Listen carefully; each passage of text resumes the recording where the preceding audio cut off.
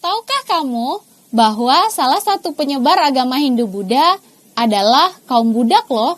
Kok bisa ya?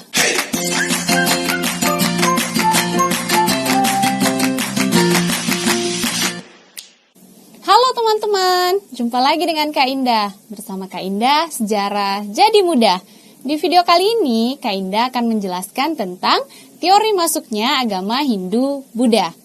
Oke, ada berapa sih teori masuknya agama Hindu-Buddha? Yuk kita pelajarin. Di sini, Kak Indah sudah menuliskan ada beberapa teori tentang masuknya agama Hindu-Buddha, teman-teman. Teori yang pertama ada teori Brahmana, kemudian Ksatria, ada Waisa, Sudra, dan teori arus balik. Oke, kalau gitu Kak Indah akan jelasin dari yang pertama dulu ya. Yang pertama yang akan Kak Indah jelasin adalah teori Brahmana, teman-teman. Nah, teori ini didukung oleh tokoh namanya Vanler. Nah, ini adalah tokohnya ya. Kemudian, menurut teori Brahmana, agama Hindu-Buddha masuk ke Indonesia dibawa oleh para pendeta. Oke, jadi para pendeta-pendeta ini diundang oleh para penguasa lokal di Indonesia dari India. Tujuannya adalah untuk melegitimasi kekuasaan penguasa-penguasa lokal di Indonesia. Nah, teori ini teman-teman diperkuat karena adanya temuan prasasti yang berbahasa Sangsekerta dan berhuruf Pallava. Selain itu, kaum Brahmana adalah kaum yang paling mengerti tentang kitab Weda, yaitu kitab yang ada pada agama Hindu.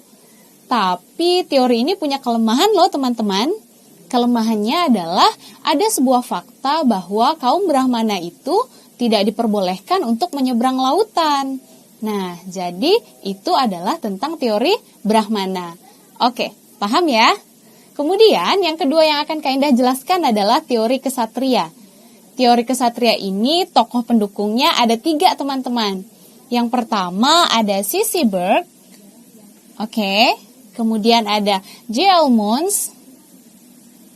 Dan ada R.C. Majumdar. Oke, jadi ada 3 ya tokohnya. Nah, berdasarkan teori Ksatria ini bahwa agama Hindu-Buddha ini masuk ke Indonesia dibawa oleh para prajurit. Jadi prajurit-prajurit yang mengalami kekalahan perang di India, yang jenuh terhadap keadaan itu, mereka kemudian datang ke Indonesia lantas mendirikan sebuah koloni baru teman-teman. Nah, tapi sayangnya kelemahan dari teori ini ada hal yang menyatakan bahwa para prajurit tersebut tidak ada bukti tertulis bahwa mereka pernah mendirikan koloni di Indonesia. Jadi gitu. Jadi teorinya sudah ada 2 ya. Oke, kalau gitu Kak Indah lanjut ke teori yang ketiga, keempat, dan yang kelimanya. Nah, di teori yang ketiga, Kak Indah punya teori Waisa yang dikemukakan oleh N.G. Krom. Nah, menurut N.G. Krom teman-teman bahwa agama Hindu-Buddha ini dibawa oleh para pedagang.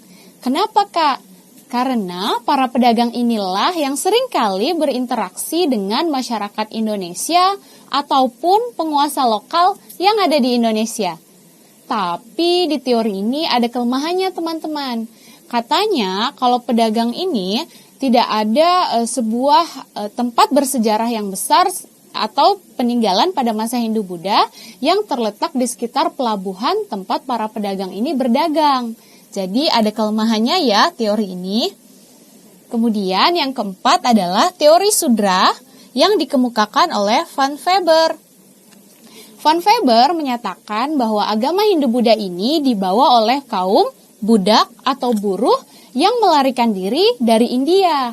Nah, apalagi teori Sudra ini dianggap teori yang paling lemah. Karena budak ini adalah orang-orang yang tidak mengerti tentang bahasa Sangsekerta. Jadi, agak lemah ya teman-teman.